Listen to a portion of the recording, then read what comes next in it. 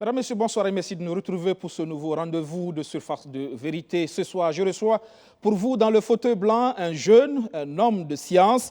Il a récemment soutenu une thèse qui porte sur l'analyse sémiotique des tensions sociopolitiques au Burkina Faso de 1960 à 2022 vers une intelligence tensive pour une paix et une cohésion sociale durable au Burkina Faso. Thème d'actualité donc, avec lui, on en parle. Il est docteur spécialiste en sciences du langage, option sémiotique. Avec nous, le docteur Kwama Idou. Bonsoir et bienvenue. Bonsoir, M. Guébré. Merci d'avoir répondu à notre invitation. Merci à vous. Alors, comme je l'ai dit, vous avez en tout cas traité d'un thème d'actualité. C'est aussi cela la recherche, répondre aux défis, aux questions du moment, aux problèmes du moment. C'est effectivement un thème d'actualité. Évidemment. Vous parlez d'intelligence tensive. C'est quoi une intelligence tensive? Merci, M. Guébré. Mais permettez-moi, avant tout propos, de saluer mon université d'origine, l'UNZ, L'Université de Koudougou. l'université Norbert Zongo, qui m'a ouvert ses portes depuis la première année de licence jusqu'au doctorat. Alors, je voudrais dire un merci spécial à mes deux directeurs de thèse. Parce que le professeur Georges Sawadgo, c'est un baobab. Le professeur Mahamadou Lamine Ouedraogo, c'est un baobab. Et dire au passage que de plus en plus, quand même, oui. il y a ces enseignants-là qui acceptent Ils se d'encadrer battent. les jeunes Oui, ils se battent. pour le cycle Ils se doctoral. battent, ils se battent Parce que pour pendant m'inviter, longtemps aussi, effectivement. on s'est plaint du fait que beaucoup d'enseignants n'étaient pas très ouverts justement à l'encadrement des jeunes Aujourd'hui, pour les thèses. en tout cas à l'université Norbert Zongo, on peut dire que les lignes ont bougé. Et donc, merci C'est qui produit beaucoup de docteurs aujourd'hui. beaucoup de docteurs aujourd'hui, on peut le dire oui. En tout cas pour ceux qui ont la volonté de poursuivre, je crois qu'il y a assez d'enseignants qualifiés. La Bolac, en tout cas on est nombreux qui sont sortis cette année avec le doctorat. Et vraiment c'est une motion de satisfaction. Merci beaucoup. On revient à la question justement. Ok. L'intelligence tensive, qu'est-ce que c'est? L'intelligence tensive, M. Guébré, c'est un concept qu'on a élaboré dans notre laboratoire Labolac avec la contribution de mes directeurs de thèse. Parce que quand vous écoutez, vous entendez l'intelligence tensive, on a le mot intelligence, qui est la capacité à résoudre des problèmes, à résoudre des crises, à résoudre des tensions. Alors, et le terme tensive qui porte le radical tension. Donc, ça vient de la tension. Ça veut dire tout simplement que c'est l'intelligence, la stratégie, une stratégie pour pouvoir résoudre les problèmes, pour pouvoir résoudre les conflits, les tensions qui minent notre société. C'est une panoplie de stratégies, une panoplie de solutions, de perspectives qu'on a mises au sein de ce concept-là, l'intelligence tensive. Déjà, le choix du thème de thèse, comme je l'ai dit, thème d'actualité, c'est peut-être l'actualité qui vous a guidé dans le choix de ce thème? Le choix de ce thème, je crois que le chercheur, c'est quelqu'un qui observe la société, qui observe l'évolution de la société. Et nous, je commence par le master, puisqu'on est inspiré depuis le master. J'ai travaillé d'abord sur les groupes d'autodéfense, notamment les Koguliogo. Parce qu'on a constaté en ce moment qu'il y avait un phénomène qui venait de naître, et beaucoup de gorges chaudes. Tantôt, il faut les supprimer, tantôt, il faut les encourager. Nous, on s'est interrogés. Et donc, après ça, on a appliqué ce qu'on appelle la sémiotique martiale. Il y a quoi dans le phénomène Koguliogo qui fait que des civils qui n'ont pas eu de formation dans un camp militaire arrivent à traquer des voleurs, arrivent à traquer des bandits? On a trouvé que c'était vraiment intéressant de mener une analyse dans ce sens. Et maintenant, on a encore observé le Burkina Faso depuis plusieurs années, c'est des conflits, c'est des crises politiques, des crises sociales, des tensions au niveau des administrations. Mais finalement, on s'est dit, un pays ne peut pas évoluer avec ces conflits-là, avec ces tensions. Il faut qu'on... Mais on a vu aussi des gens qui ont tenté de résoudre. Malheureusement, on s'attaque au problème de façon partielle. Et nous, on a dit non, si c'est ça, on va remonter. Est-ce que l'origine des problèmes là que nous vivons aujourd'hui ne vient pas de très loin? Vous êtes spécialiste en sciences du langage. Quel peut être le lien ici? Est-ce que dans vos recherches, vous vous êtes rendu compte que les questions de langage ont été déterminantes dans ces crises-là? Évidemment. Vous voyez, le langage peut facilement créer des tensions, peut facilement créer des crises qu'on ne s'attendait même pas. Donc, le langage, nous avons tenu compte de ça, puisqu'on a vu des responsables dans ces pays qui ont tenu des propos, qui ont vexé les gens. Et les gens étaient tendus. Donc, véritablement, la question du langage, la question de la langue est prise en compte dans notre recherche. D'accord. La part de l'action politique, puisque vous parlez de cela, dans les problèmes du Burkina Faso, dans les crises que nous avons vécues, pour vous, le politique a été pour beaucoup, l'action politique? L'action politique a été pour beaucoup. Monsieur Guébré, je vais vous dire quelque chose. Si aujourd'hui, moi, je vous demande de m'appeler des spécialistes en politique, ou bien les plus grands démocratiques de ce pays, et que je leur pose deux petites questions. C'est quoi la politique? Ou bien c'est quoi la démocratie? Ça sera difficile pour eux de répondre, ou bien qu'ils vont répondre avec beaucoup de divergences. S'ils arrivent à répondre, je leur demande, mais comment on applique cette démocratie au Burkina Faso? Personne. Je défie quiconque. Ah, il y en a quand même. Non, personne ne peut. Il y a des politologues dans ce pays. Oui, c'est eux, moi, je vais rencontrer. Si vous voulez. Pour qu'on nous dise. Vous prenez un monsieur comme le professeur Augustin Loada ou le professeur Aboukarim Saïdou. Ils ont même occupé des postes stratégiques dans ces pays. Est-ce que ce n'est pas ça l'autre problème du Burkina? Parce que chaque acteur qui arrive aux commandes a tendance à accuser les autres, ses prédécesseurs, de n'avoir rien fait. Est-ce que ce n'est pas ça aussi le problème? Est-ce que ce n'est pas aussi ce type de discours qui divise davantage la société burkinabé? Non, puisque... On n'a jamais eu l'humilité de reconnaître que les autres ont posé des jalons et que je dois, à partir de là, apporter ma pierre. On a tendance à déconstruire ce qui a été fait et à se poser en celui-là qui vient tout faire. Non, je n'ai pas dit qu'ils n'ont pas posé, ils n'ont pas donné leur contribution. Ils ont tenté de faire ce qu'ils pouvaient faire. Mais objectivement, la démocratie telle que chantée, telle que prônée, on applique au Burkina depuis 1960. Aujourd'hui, on est dans des problèmes. De façon concrète, là, si on nous dit, voici comment on peut appliquer la démocratie au Burkina Faso pour que le pays puisse avancer. Oui, mais ça, c'est une réflexion amenée par l'ensemble de la société burkinabé. Sinon, la démocratie, elle est universelle, on le sait. Les pratiques doivent, effectivement, c'est dans les pratiques que le problème se pose. Est-ce que tel que nous la vivons en Afrique, particulièrement au Burkina, est-ce que c'est la bonne approche? Le débat, il est surtout là. Ça ne peut pas être la bonne approche. Parce que les âmes sont perdues. Aujourd'hui, même avant, vous allez voir, on dit il faut qu'on revienne à nos sources. Pourtant, on est en train de parler de démocratie. Finalement, est-ce que c'est ce que nous on veut? Mais dans nos sources, il y a la démocratie. Nos sociétés étaient organisées. C'est pourquoi je dis il faut qu'elle soit adaptée à notre contexte. Le débat, il est surtout à ce niveau. Il faut qu'elle soit adaptée. Ce n'est pas que c'est la démocratie elle-même qui est le problème. Mais nous, la démocratie que nous allons peut-être, nous pensons, il ne s'agit pas d'aller copier, venir pour appliquer.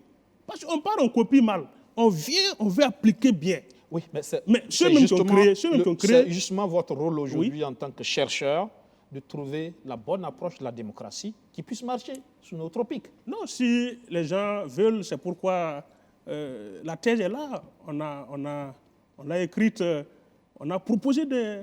Qu'est-ce que vous êtes arrivé à produire à travers votre recherche justement sur cette question de la démocratie qui pose problème? Non, la démocratie pose vraiment un problème, M. Djibril. Un, aucun ne peut expliquer de façon claire cette notion.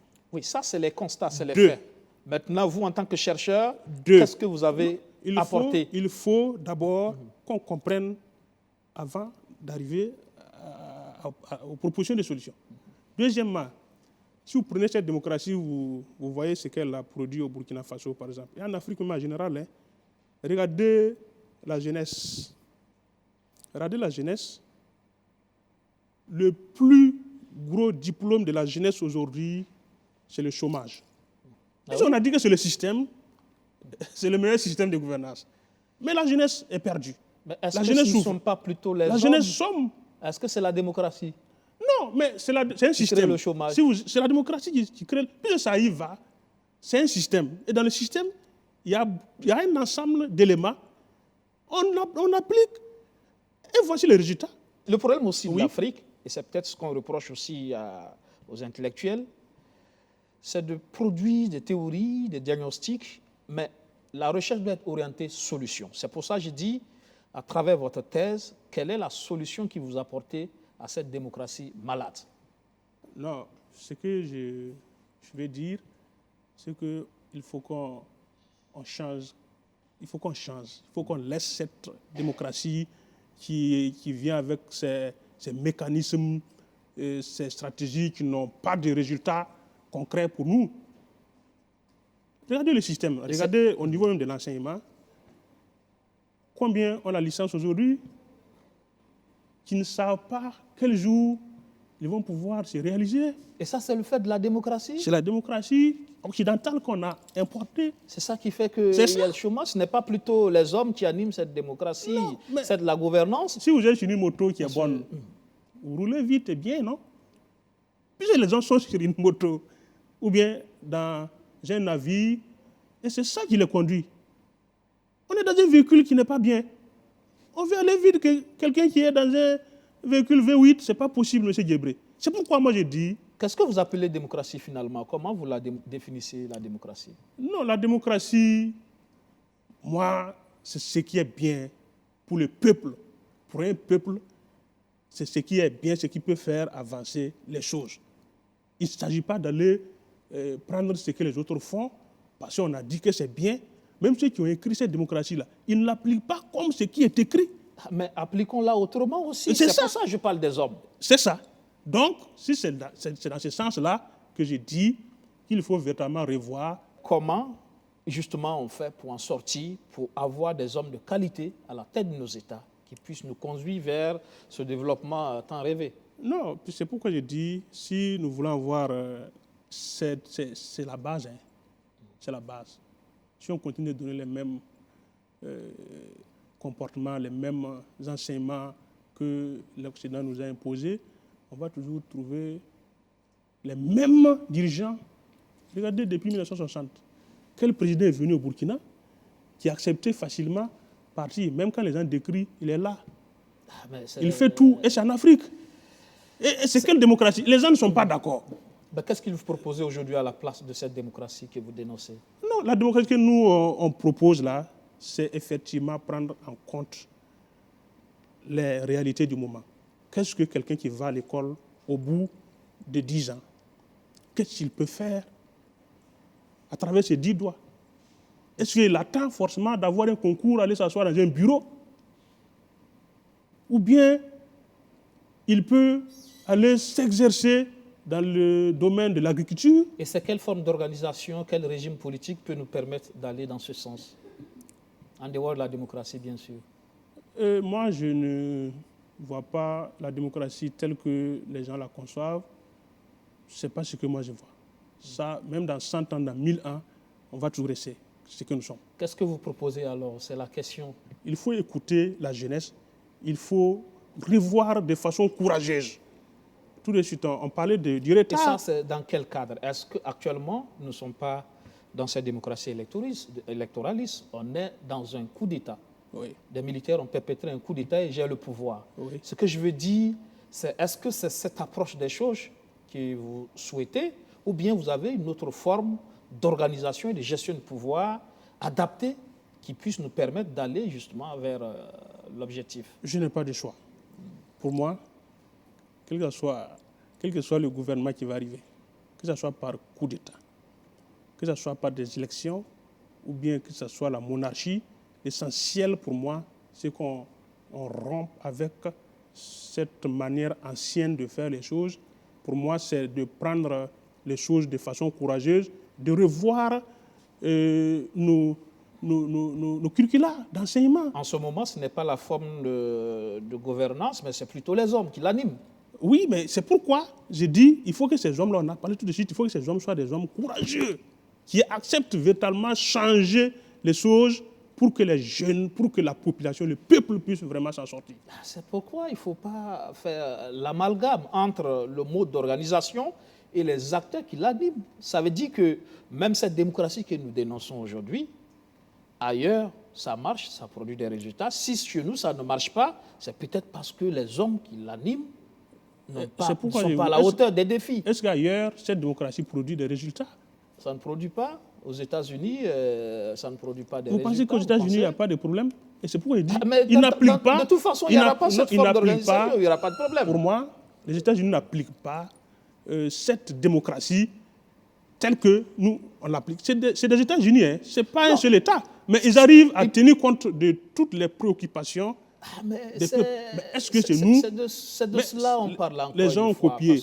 Est-ce qu'il faut... Parce que quand vous pointez un doigt accusateur sur la démocratie, alors que, comme le cœur de tous nos problèmes, alors qu'ailleurs, ça marche, c'est dit que c'est la forme, la façon dont nous l'appliquons qui est le problème. Oui, c'est pourquoi je dis qu'il faut des réformes, il faut des gens courageux qui peuvent décider. Donc, on est d'accord que ce sont les hommes, mais ce n'est pas forcément la démocratie le problème. Bon, puisque elle a montré ses limites quand même. Elle a montré ses limites. Pourquoi, depuis des années, c'est la même chose et ça ne marche pas? Oui, maintenant, c'est comment on l'organise autrement. Mais ça reste de la démocratie. Le pouvoir du peuple par le peuple. Ça, c'est la définition d'Abraham Lincoln. On a chanté ça, c'est la philosophie. Ou bien ce n'est pas le pouvoir du peuple, c'est parce qu'il vous intéresse. On dit ça, mais est-ce que ça c'est appliqué? Mais comment on fait pour en arriver là? C'est la question. C'est juste ça. Donc, il faut les hommes. Il faut les hommes. Il faut les hommes. Donc, on est d'accord que ce sont les hommes. Les hommes. Les vrais hommes. Courageux, avec une vision vraiment positive. Quelles sont, dans vos recherches, ce que vous avez pu déceler comme actions politiques qui ont pu nous entraîner dans les problèmes que nous vivons aujourd'hui? Non, les actions politiques, nous avons parlé tout de suite du chômage. Ça, tant qu'on ne résout pas ça, dans un pays où les jeunes chôment, où les jeunes n'ont pas d'espoir, on ne peut pas parler d'un développement. Aussi, regardez au niveau de la justice. La justice classique, la justice gréco-romaine, elle arrive à résoudre combien de problèmes dans nos sociétés? Regardez, une justice avec plusieurs vitesses. Moi, je n'accuse pas les agents de la justice. Les acteurs de la justice font un travail énorme. Ils font ce qu'ils peuvent pour garantir la justice, mais c'est un tout. Des gens ont posé des actes très graves et il n'y a rien jusqu'à présent. Les dossiers souffrent. Par contre, c'était pour un vol d'un poulet, ça suffit pour faire un tapage. C'est pourquoi je dis que la démocratie qu'on chante là, c'est tout un système qu'il faut revoir. Pour la justice, vous proposez quoi? Pour la justice, j'ai écrit dans ma thèse, moi je propose la justice transitionnelle. La justice transitionnelle, là, M. Guébré, ce n'est pas une rupture totale avec la justice classique, mais il faut savoir, il y a de ces dossiers qui ne valent pas la peine d'être trimballés devant un tribunal de justice classique. On résout ça sous l'arbre à palabres. Parlons toujours de l'action politique. Dans votre thèse, vous avez parlé de neutralisation des contre-pouvoirs politiques. Ah oui.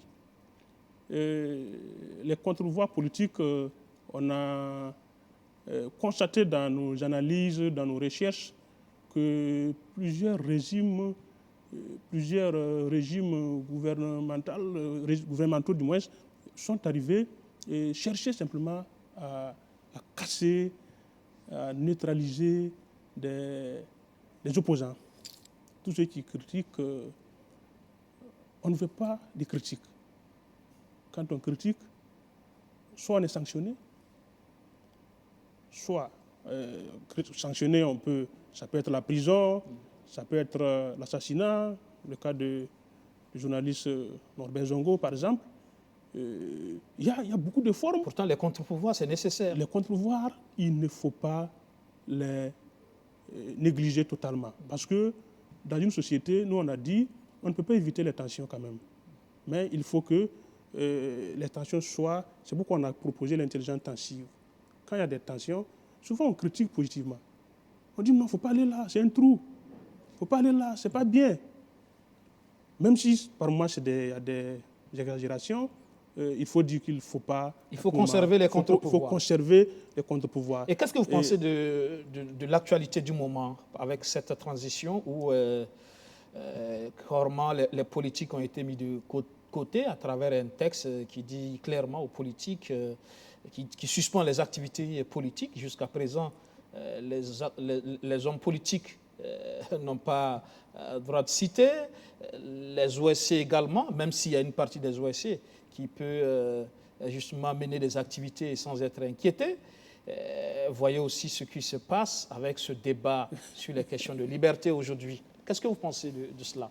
Non, ce que je veux dire à ce niveau, c'est que ça fait partie des raisons des crises que nous vivons. Les politiques, là, depuis longtemps, mais quand on regarde, c'est des divisions. Quelle politique a déjà proposé une perspective solide qui, aujourd'hui, on peut indexer, dire, voici, tel parti politique a proposé telle stratégie pour quitter le pays dans le marasme, par exemple, pour faire sortir le pays dans le chaos. Laurent Gbagbo, par exemple, apparemment avait de bonnes idées. Mais est-ce que Laurent Gbagbo a été écouté en ce moment? Il reste que c'est un politique. Donc quand vous dites les politiques, qu'est-ce qu'ils ont proposé? Non, oui. Il y a quand même des exemples. Est-ce que ça a été pas... mis en application? Mais ça, c'est les tenants du pouvoir. Voilà. Parce qu'il faut être au pouvoir. Non, les politiques ont dirigé le pouvoir pendant longtemps. Le CDP est au pouvoir pendant combien d'années? Tout comme les militaires également. Les militaires. Oui. Ce pouvoir. Non, je reviens à la question. Oui. Qu'est-ce que vous pensez de cette tentative de casser les contre-pouvoirs aujourd'hui? Bon, moi, je ne pense pas que ce soit une bonne option. Si c'est ce qui est vraiment visé, il faut revoir rapidement le tir parce que les mêmes causes peuvent produire les mêmes effets. Maintenant, si au fond, parce qu'ici, il y a aussi des OSC qui fonctionnent, c'est des questions de règlement de compte, c'est des questions de vengeance, les partis politiques, il faut tout faire coûte que coûte pour revenir au pouvoir, pour se partager le gâteau en ce moment. Mais regardez, ce qui est intéressant, c'est que la population, le peuple, est content. Ah oui? La jeunesse. Ah oui? Si le peuple n'était pas d'accord... Tout le peuple, vous êtes un homme de science, vous avez des indicateurs. Non, mais si... Vous parlez du peuple parce si ça ne va pas, quand je dis le peuple, si ça ne va pas, il y avait des signes quand même qu'on devrait remarquer. On a vu aussi des régimes sont venus, les gens ne sont pas contents, les gens ne sont pas d'accord. Ça n'a pas traîné. Oui, mais vous savez aussi que le contexte est tel qu'effectivement, on interdit à certains de... Oui, mais compte tenu du contexte... De mener des activités. Compte tenu du contexte, c'est pourquoi moi je pense que... Donc c'est difficile de savoir si tout le peuple burkinabé est d'accord ou pas. Oui, mais on échange comme vous l'avez dit. Peut-être qu'en homme de science, il faut parler d'une partie du peuple. Oui, je parle de la majorité, la majeure partie. Vous avez un indicateur? Non, mais... En tant que scientifique? On regarde, on observe, on échange, on a aussi des techniques d'approche, on a aussi des manières pour comprendre. Quand ça ne va pas, les gens critiquent, les gens sont dans... c'est des frondes, c'est des manifestations à un point fini. Mais malheureusement, aujourd'hui, il y a des textes qui ne permettent pas cela. Oui, mais c'est pourquoi je dis... Donc c'est difficile de... c'est pourquoi je dis, si l'objectif du régime, c'est de casser les contre-pouvoirs, ce n'est pas une bonne option. Parce que nous, on dit, c'est nous en sémiotique, que le sens naît de la différence. On peut ne pas avoir la même manière de voir les choses, mais que l'essentiel, chacun donne son point de vue et qu'on puisse prendre le juste milieu. D'accord. Vous parlez également de soumission des contre-pouvoirs juridictionnels. C'est ça, j'ai dit tantôt, quand vous regardez, vous suivez l'histoire du Burkina Faso, vous voyez qu'il y a des moments, la justice est dominée, c'est le pouvoir. La justice n'arrive pas à être opérationnelle du point de vue de certains dossiers liés directement au régime. Vous voyez, c'est en ce sens que je dis... Comme le cas Adja de Komsilga?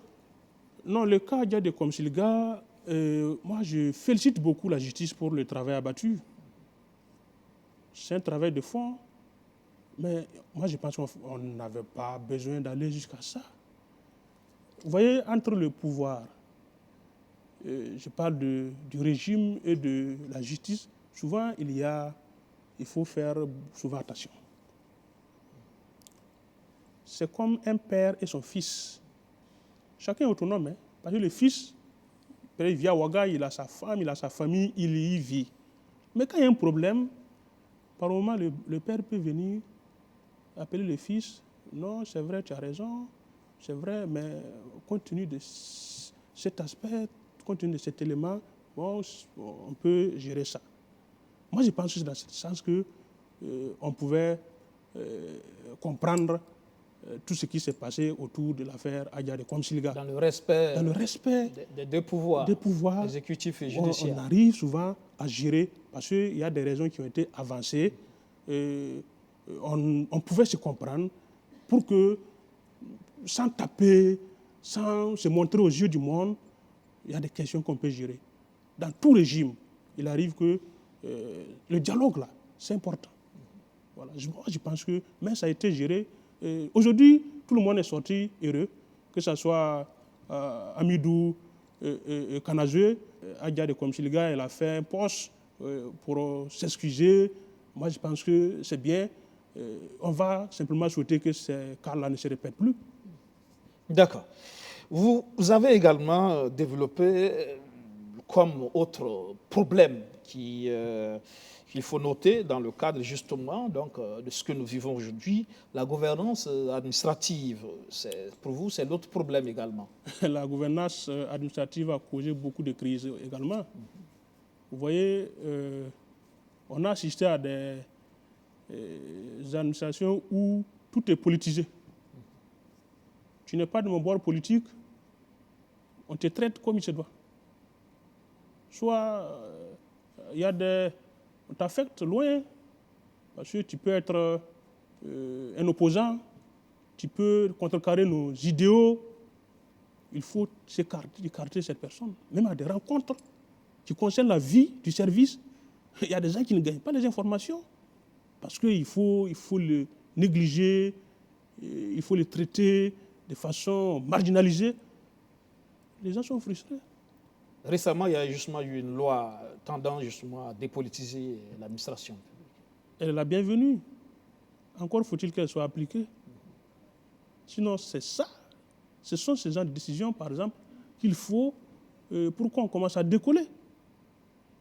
Comment est-ce que dans une administration, il y a des gens, parce que je suis de tel parti, je fais tout pour coloniser les autres, il faut qu'ils aient...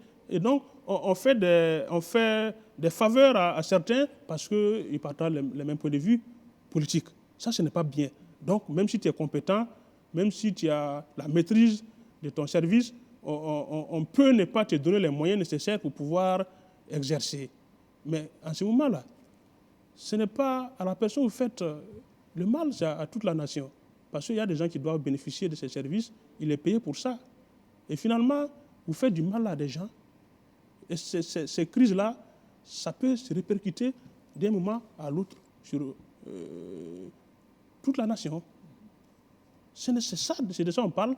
Il y avait également la question des lourdeurs administratives. Hein. Vous pouvez faire plusieurs années sans être corrigé, sans être avancé, sans... En tout cas, tout ce qui est administratif, les gens souffraient beaucoup pour pouvoir... Parce que quelque part, des gens traînent le pas. Les gens traînent le pas. Ils ne font pas leur travail. Oui, ils ne font pas leur travail. Souvent même, j'aurais appris qu'il y en a qui traitent des dossiers avec des pourcentages. Tant qu'on ne donne pas le pourcentage, ou bien si on ne s'entend pas, ça ne marche pas. Mais dans ce pays-là, il faut que ces choses-là changent. Parce que chacun est payé pour son travail. L'autre volet que vous développez aussi, ce sont les frondes sociales. Oui. Il y a particulièrement la question donc J'ai parlé de la fronde sociale, la question foncière là. C'est une bombe à retardement. Monsieur Guébré, vous voyez, moi je suis de la zone je suis de la Sicile. Hein.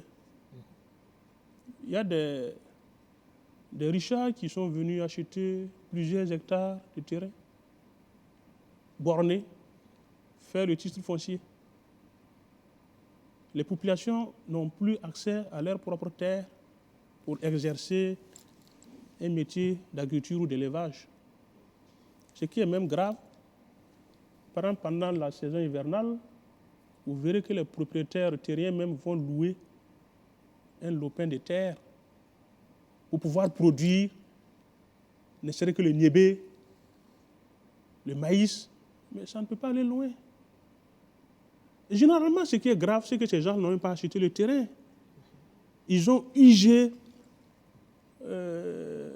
Ça, on peut dire que c'est un abus même de confiance. Puis c'est des grands-parents peut-être de ces familles-là qui leur ont donné de venir produire ce qu'ils veulent, mais ils ont borné. Ça, c'est un grave problème. Regardez la question des parcelles. Est-ce qu'à Ouaga, ici, n'importe qui peut acheter une parcelle dans une zone lotie? Moi, j'ai peur. Pour un fonctionnaire moyen, par exemple, il faut combien pour acheter une parcelle? C'est plus de 10 millions. Et si je prends un fonctionnaire de petit rang ou bien de petite catégorie, combien il va prendre quel prêt pour payer une parcelle? Et s'il paie la parcelle, il faut qu'il attende au moins une dizaine d'années pour que ce prêt soit fini. Et puis il remonte un autre prêt, il construit, peut-être au Sénat, il est obligé encore de stopper. Finalement, il finit sa vie sans forcément... Non, c'est grave. Et tout cela constitue des sources de tension. C'est des tensions. Dans la société. Les gens vivent, ça frustre. Vous voyez toute une famille qui dort dans une maison entrecouchée. Pendant que d'autres ont plusieurs parcelles. Par le fait de postes politiques, justement, se retrouvent. On fait des cadeaux. Et c'est tout cela qui nous ont mis dans ce que nous vivons aujourd'hui, cette crise multiforme que nous vivons, dont notamment le terrorisme. Et là, vous parlez de cette intelligence tensive pour faire face au phénomène terroriste. Très bien. Là, effectivement, c'est aussi désormais c'est la priorité. Et c'est là que la recherche aussi est attendue en termes de production réflexive pour faire face au phénomène. Effectivement. Nous avons, parce qu'on ne peut pas parler de tensions sans aborder forcément. C'est ça le problème crucial aujourd'hui des Burkinabés, le terrorisme. Nous avons proposé l'intelligence intensive. Et cette intelligence intensive-là, puisque le terrorisme-là, ce n'est pas un phénomène qui s'est créé subitement. C'est l'ensemble des frustrations, des tensions que nous avons citées, celles politiques, celles administratives, celles sociales. Ce sont ces tensions-là. C'est tout le monde, vous voyez, dans le terrorisme, ce n'est pas tout le monde qui est terroriste.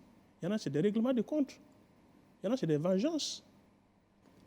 Dans mes recherches, il y a un qui m'a dit, lui, des hommes cagoulés sont venus dans leur famille, ils l'ont arrêté, Ils ont violé sa maman devant lui, violé ses sœurs devant lui.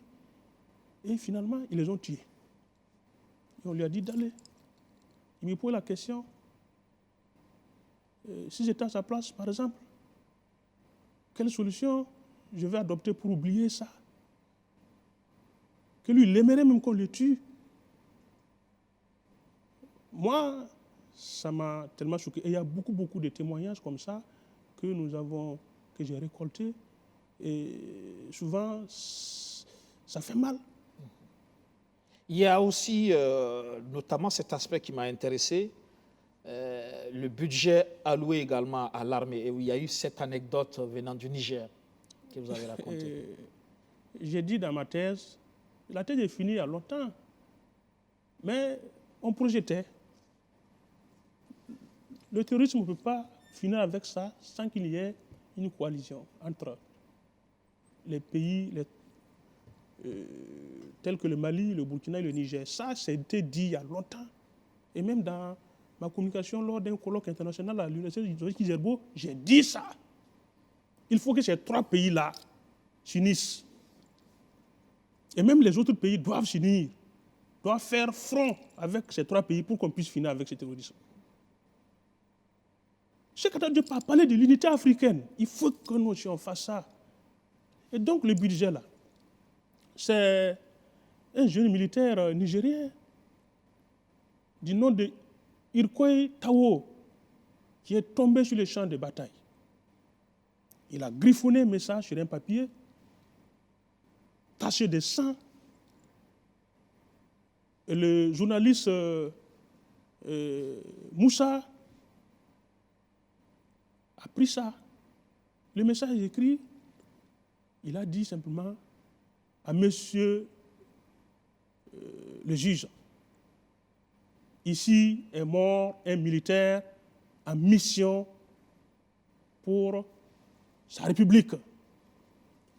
Il n'a pas besoin de pleurs, il n'a pas besoin d'honneur militaire, il n'a pas besoin de lamentation. Mais, tout comme ceux qui l'ont dévancé, qui sont tombés à Tillabéri, à Difa, à Tawa, lui ne souhaite qu'une seule chose, c'est rassurer que lui, en tant que juge, il va aussi accomplir sa mission avec dignité, en montant un dossier solide contre tous ceux qui ont transformé cette guerre-là en business. C'est le message que le jeune militaire, c'était en mai 2004. C'est dangereux. Ça veut dire qu'on a des armées ou des combattants qui sont, en tout cas, guidés par le souci de défendre la patrie, se retrouvent à vivre ces frustrations liées à la gestion des moyens alloués pour la lutte contre le terrorisme. Les gens profitent de cette guerre pour s'enrichir. C'est ça aussi la source des tensions. C'est pourquoi il faut féliciter nos militaires, nos VDP, nos gendarmes, nos policiers qui sont sur le front. C'est l'occasion aussi de lancer un vibrant hommage. Toutes mes condoléances à ceux qui sont tombés tout récemment à Kumbri, parce que quand on sait qu'un militaire sort, il laisse sa famille, il sait qu'il va à une mission, c'est pas très sûr qu'il va revenir, mais il part avec fierté. Toute sa fierté, c'est de libérer son peuple, son pays, pendant que d'autres sont en train de se faire de l'argent, sont en train de pousser des maisons à niveau. Il faut qu'on résolve ce problème. Il faut que, c'est une question d'esprit. Il faut que les Burkinabés, tous ceux qui sont dans ces pratiques-là, puissent penser qu'il y a une spiritualité. Il ne faut pas transformer cette guerre-là en une affaire lucrative. Ce n'est pas intéressant pendant que des gens meurent sur le terrain, d'autres font de l'argent. Il faut que les gens revoient à ce niveau, que le budget alloué à l'armée soit véritablement utilisé dans le sens de la guerre pour sauver le pays. Au-delà donc de la solidarité entre les armées du Mali, du Niger, du Burkina et bien sûr des autres pays de la sous-région qui doivent pouvoir s'engager, anticiper pour aider ces pays-là à en finir avec le terrorisme, au risque d'être par la suite contaminés.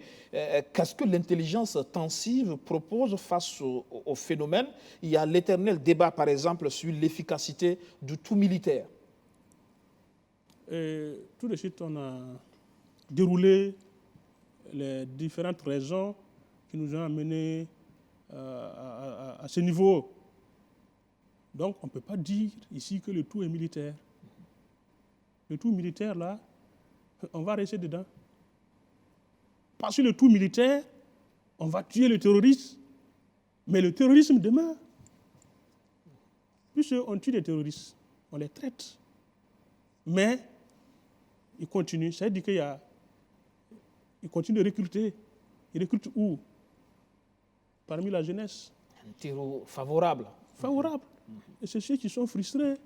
Il faut apporter la solution à ces jeunes. C'est ceux qui n'ont rien à faire, les démunis. Ils veulent aussi manger. Ils veulent aussi avoir un avenir un peu clair. C'est aussi comment faire la guerre sans aussi créer d'autres dégâts collatéraux, sans aussi faire du tort à d'autres, notamment pour ne pas que ces derniers rejoignent les groupes terroristes. Oui, c'est sans frustrer. C'est ça. Il faut véritablement... La seule stratégie qui marche, c'est de vider les camps des terroristes.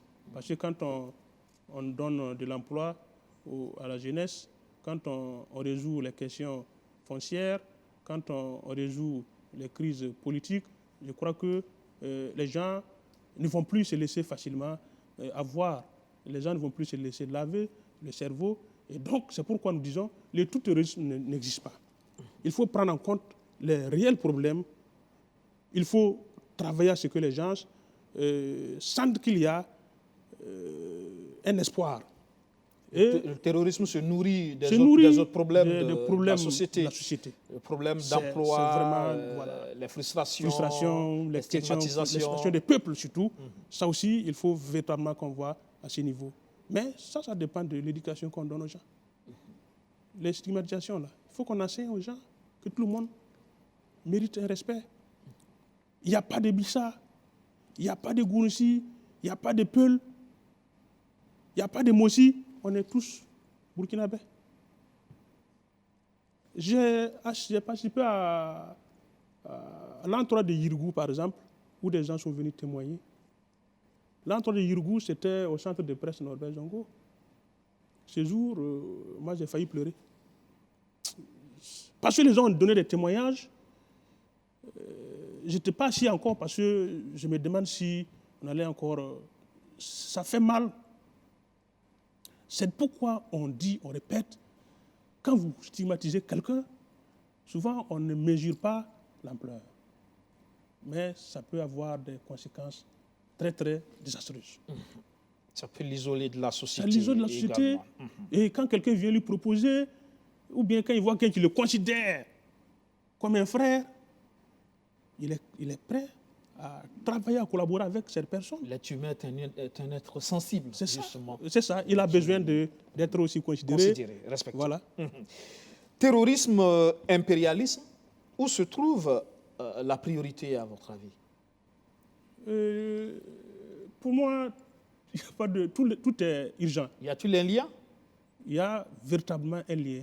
Parce que le premier a occasionné le deuxième. L'impérialisme, là. Et le deuxième, pour le résoudre, il faut vraiment qu'on puisse résoudre aussi la question de l'impérialisme. Il faut prioriser ou il faut mener les deux fronts à la fois? Non, c'est pourquoi je dis tout est lié. Le premier a engendré le second. En quoi faisant? Regardez ce que l'impérialisme, là, c'est comme un épervier et une poule mère avec ses poussins. L'épervier vient, il prélève un poussin, et surtout les gros poussins, pour aller nourrir ses petits ailleurs. C'est ça les gens n'ont pas compris. C'est pourquoi l'Afrique doit comprendre que cette fois-ci, c'est une des dernières lignes. Il faut être vigilant, il faut se réveiller. On ne peut pas résoudre la question du terrorisme et puis laisser l'impérialisme. Il faut mener les deux combats à la fois. Il faut mener les deux combats. Est-ce que nous avons les moyens, l'énergie nécessaire? Les moyens, c'est un engagement. C'est un engagement personnel. Si M. Guébré est engagé, et que Sarré est engagé, Ido est engagé, tout le monde est engagé, on peut y arriver. Les autres pays qui se sont libérés de l'impérialisme n'ont pas deux têtes. C'est un choix. Le début est difficile. C'est comme une puce qui s'accroche à un bœuf. Elle suce le sang du bœuf. Elle grossit. Mais quand on enlève, pour enlever la puce, ça fait mal. Et quand vous enlevez, il y a des séquelles, le sang peut couler. Mais ça va se cicatriser. Que répondez-vous à ceux qui pensent que c'est l'échec sur le terrain sécuritaire de la lutte contre le terrorisme qui amène, par exemple, des gouvernements de transition comme le Mali, le Burkina, le Niger, et à privilégier la lutte contre le terrorisme parce que là, c'est beaucoup plus le discours et il n'y a pas d'actes à mesurer. Non, il y a des actes à mesurer parce que, vous voyez, c'est une question de frontières. Hein. Si le Mali mène cette lutte seul, le Burkina mène la lutte seul, le Niger mène la lutte seul, ça ne va pas marcher. Ici, j'étais très content de constater que ces trois pays-là veulent aller ensemble. Comme je n'ai pas dit que le président Ibrahim Traoré a lu ma thèse, mais par exemple, il y a de ces choses, ces décisions qu'il prend, ces stratégies-là, qui cadrent avec ce qu'on avait pensé avant qu'il ne vienne même au pouvoir. Parce que quand le Niger, si le Niger ne collabore pas avec le Burkina Faso, vous attaquez des terroristes qui fuient, qui rentrent au Niger. Oui, mais il se trouve aujourd'hui que nous collaborons depuis un certain temps avec le Mali, mais dans la zone également, le terrorisme continue d'avancer. Prenez la zone de Nouna, etc., la boucle du Moun aujourd'hui. C'est une situation assez difficile, malgré le fait que nos deux gouvernements travaillent ensemble. C'est une question de temps. Pour moi, vous voyez, cette étape-là, de la lutte-là, moi, ça me donne un espoir. Et je pense que la jeunesse burkinabé aussi va comprendre ça. Le président Ibrahim Traoré est arrivé, il a dit qu'il ne négocie pas avec un terroriste. Les gens avaient dit ça aussi, mais ils n'ont pas posé des jalons. Ils n'ont pas voulu aller dans le sens véritablement de ne pas négocier. Vous voyez, aujourd'hui, quand on sort, on va d'une ville à une autre, on ne peut pas finir le trajet sans croiser un cortège de militaires que moi j'appelais la méthode processionnelle. La méthode processionnelle, ça permet d'encourager les peuples, les populations. Quand les gens, depuis leur naissance, ils n'ont jamais vu un militaire passer. Aujourd'hui, dans les villages, on voit des VDP qui sont habillés, on voit des militaires, des cargos même qui passent. Et les cas de Nouna, de Dédougou, moi je pense que c'est une question de temps. Et la stratégie aujourd'hui que moi je salue, moi j'ai dit dans ma thèse qu'il faut aller dans la stratégie du harcèlement. Il ne faut plus attendre qu'on vienne vous attaquer chez vous avant que vous ne réagissiez.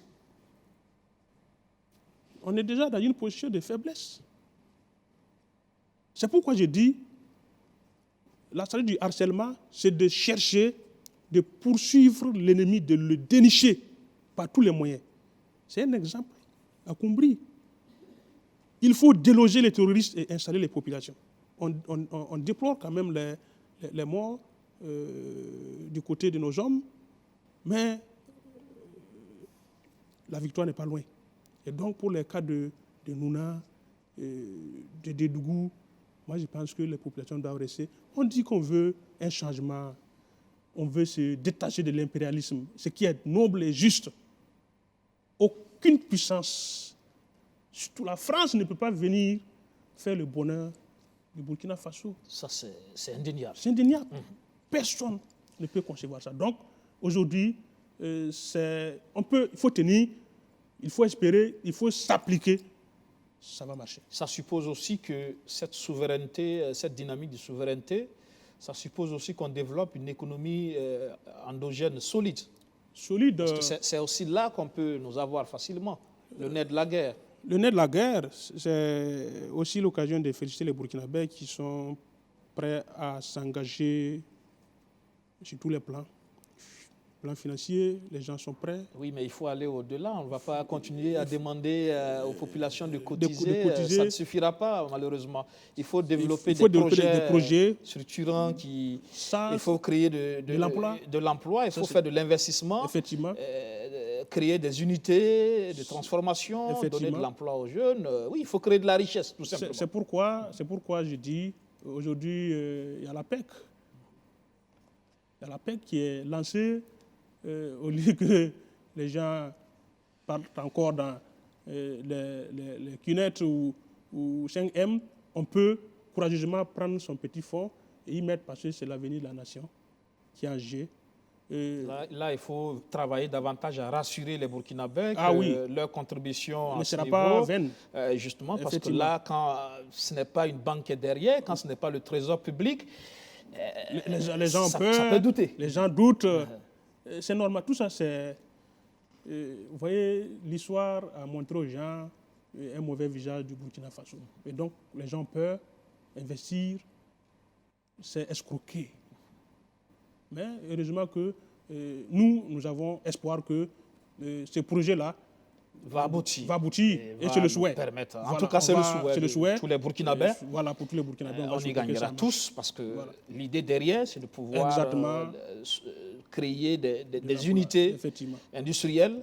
Et c'est ce qu'on réclame depuis des années et des années. En tout cas, on souhaite bon vent à ce projet et à ce plan également de souveraineté alimentaire qui est lancé récemment par le gouvernement. Espérons vraiment. Voilà, le défi, c'est aussi à ce niveau, arriver à nourrir les Burkinabés.